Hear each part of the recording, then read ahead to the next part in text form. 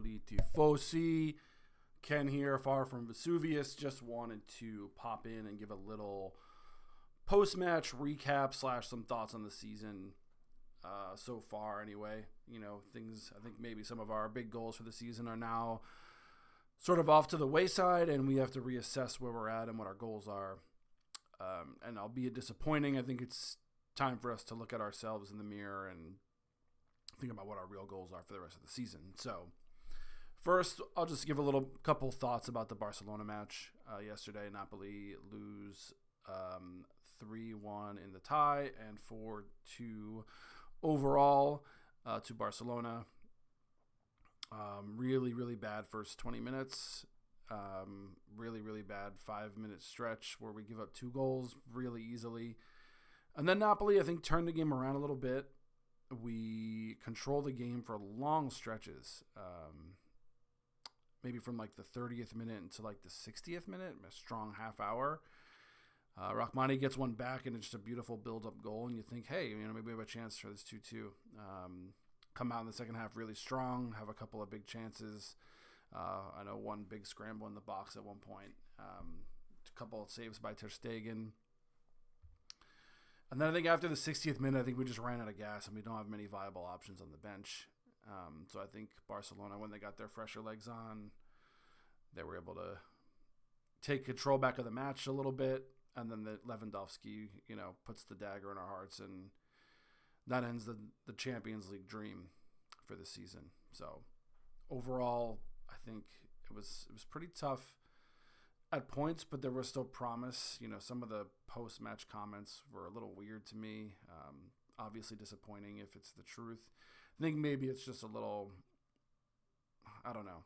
I get weird vibes from it that that's the truth, that they didn't understand how important the game was, or weren't mentally there. I think Calzona just said that he was upset with the way we started the game, but I think unfortunately that's part of the the Napoli experience, and I don't really understand why it keeps happening or how true it is. But overall, probably what we deserved in the match. I know there were shouts for a penalty, and I think whenever you lose a game where we were so bad for so long and you look for opportunities to blame the referee, I think it's just a little petty. But aside from that, I wanted to maybe look at the bigger picture. And this is inspired by a post from Stefan Kutahar. I'm so sorry, bro. I tried. I messaged you, and I was like, I was in the moment to do this video now, and you can correct me on Twitter or in the comments or wherever you'd like, and be like, yo, bro, what you did to my last name is horrifying. So, Stefan, let me know. I'm sorry. But he made a really interesting post, and I will quote tweet it or retweet it and then put the link for this video underneath so everyone can see it.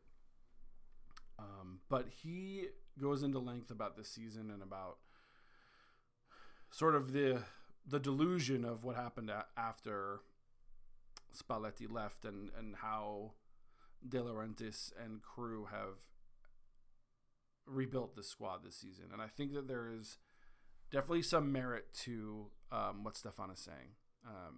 And I wanted to just, I think without a clear plan of what we wanted to do, we made some irresponsible and some signings that weren't a very good fit for our club. And we didn't really know we were going to fit them, but we just thought, hey, Lozano is leaving, so I need to replace him with someone. And so that brings you to Lindstrom, who I think doesn't really have a proper place in this 4-3-3 that we play. I think he's more of like an attacking midfielder, someone who wants to start centrally and use his speed to break lines. And instead, he's just sort of not really great out on the wing and hasn't shown much for us this season over 3 different coaches. So I agree with him on that. We lose Kim and we don't properly replace him. We sign Natan, who I think started decently well, but I don't really know what's been happening with him. He's been back from injury for a while now and hasn't really gotten back into the squad.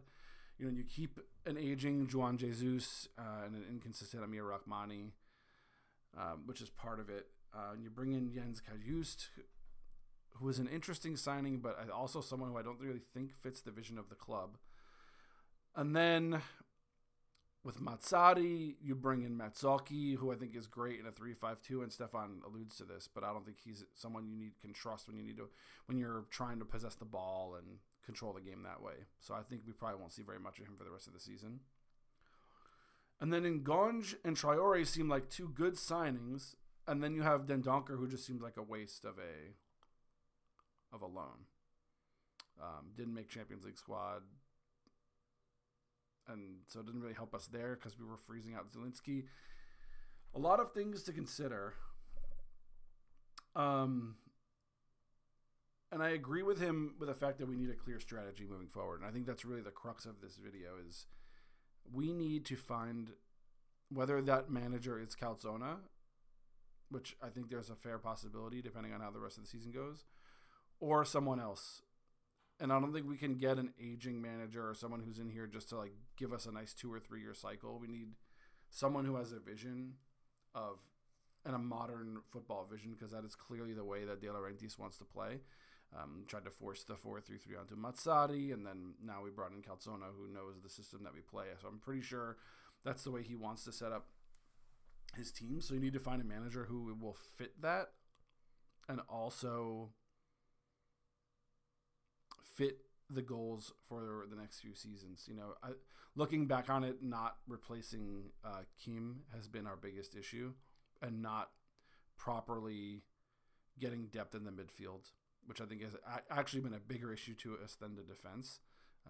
Our gaps seem to be between the defense and the midfield line, and whether that's because we can't cycle in enough fresh legs or whether we can't play a high enough line because of the lack of pace in the defenders, I don't know. But both of those things need to be addressed this coming season. So I think I'll leave it at that. I didn't want to make a super long video, but I wanted to just sort of touch on Stefan's amazing post and give it some credit, because I think he brings a lot of clear and concise points without it being overly emotional or like, it's very practical and pragmatic in its criticism and not just overarching things that we've seen in the past. So I want to give Stefan credit for that, and I wanted to just riff on it for a little bit. As always, folks, you can find us at Far From Vesuvius. You can find me at K_Ciofredi. That's K_CIOFFREDI. And I will keep doing these videos when I feel, the need or when a time arises. And I want you guys to engage in stuff like Stefan's post, and, sort of give me a little inspiration on something that I want to discuss. And, I give you all credit for giving me that inspiration, but just something I wanted to just chat about and ultimately get your guys' opinions and thoughts on. So as always, y'all, my name is Ken from Far From Vesuvius, and Forza Napoli sempre.